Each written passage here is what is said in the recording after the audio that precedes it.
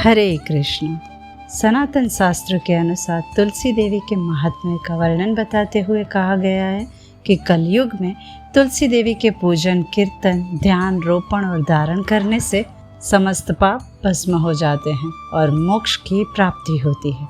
जो तुलसी का उपदेश दूसरों को करता है और स्वयं भी आचरण करता है, वो भगवान लक्ष्मीपति के परम धाम को प्राप्त करता है। तुलसी देवी भगवान श्री हरि की प्रिय और शुद्ध भक्त है। ऐसी परम पावनी और भक्ति प्रदायिनी श्रीमती तुलसी महारानी की विशेष कृपा करने और उनके गुणगान में प्रत्येक वर्ष तुलसी विवाह का पर्व मनाया जाता है। भगवान श्री हरि के स्वरूप शालिग्राम स्वरूप के साथ उनका विवाह करवाया जाता है। हमारे वैदिक कैलेंडर के अनुसार प्रत्येक वर्ष कार्तिक मास के शुक्ल पक्ष की एकादशी से कार्तिक पूर्णिमा के बीच में योग्य दिन और समय देखकर उनका विवाह समारोह करवाया जाता है। स्कंद पुराण के अनुसार कार्तिक शुक्ला नवमी के दिन से द्वापर युग का प्रारंभ हुआ था। इसीलिए इस तिथि को अक्षय नवमी या आंवला नवमी भी कहा जाता है। इस तिथि को किया गया दान, जप, तप अक्षय फल देने वाला माना गया है। इस दिन आंवले से स्नान करने से और आंवले के सेवन करने से अधिक पुण्य फल की प्राप्ति होती है। और इसी तिथि से यानी कि नवमी से एकादशी तक मनुष्य शास्त्रोक्त विधि से तुलसी देवी के विवाह का उत्सव करे तो उसे कन्यादान का फल मिलता है।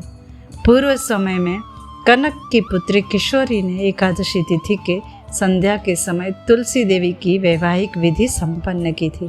इससे यह किशोरी वैधव्य के दोष से मुक्त हो गई थी। तो चलिए अब जानते हैं कि शास्त्रों के अनुसार सरलतम विधि से तुलसी विवाह कैसे कर सकते हैं। परम पावनी तुलसी देवी भगवान श्री हरि की इच्छा और योजना अनुसार कार्तिक मास की पूर्णिमा को इस धरातल पर प्रकट होती है और उसी समय भगवान श्री हरि के साथ विवाह संपन्न करवाया जाता है। इसी दिन को तुलसी विवाह के नाम से जाना जाता है। स्कंद पुराण के वैष्णव खंड के अनुसार जो भी व्यक्ति शास्त्रोक्त विधि के अनुसार तुलसी विवाह की विधि संपन्न करता है, उसे कन्यादान का फल प्राप्त होता है। तुलसी विवाह एक सामान्य से भी अधिक ऐश्वर्य और धूमधाम से मनाए जाने वाला उत्सव है, क्योंकि ये विवाह श्री हरि नारायण तुलसी देवी का उत्सव सामान्य रूप से कार्तिक शुक्ल एकादशी के दिन ही तुलसी विवाह करते हैं। सर्वप्रथम तुलसी विवाह से पूर्व अपने घर को या उस स्थान को स्वच्छ कर लें जहाँ पर आप तुलसी विवाह करने वाले हैं, और उस स्थान को फूलों से सुशोभित कर लें। उसके बाद देवी तुलसी को लाल वस्त्र अर्पित करें और फिर पुष्पों की माला पहनाएं। उसके बाद अगर श्री हरि नारायण का विग्रह हो तो उन्हें या फिर शालिग्राम को स्नान कराकर वस्त्र श्रृंगार प्रदान करें। तत्पश्चात वैदिक मंत्रों सहित मधुर संगीत, कीर्तन आदि के साथ भगवान शालिग्राम शिला को तुलसी देवी के समक्ष रखें। उस समय भगवान का आवाहन करते हुए प्रार्थना करें कि हे प्रभु, हे नारायण, मैं आपका पूजन करती हूँ, मैं आपकी सेवा में तुलसी को समर्पित करती हूँ। आप दोनों मुझे आपकी सेवा और भक्ति प्रदान करें। आप मेरे संपूर्ण मनोरथों को पूर्ण करें प्रभु।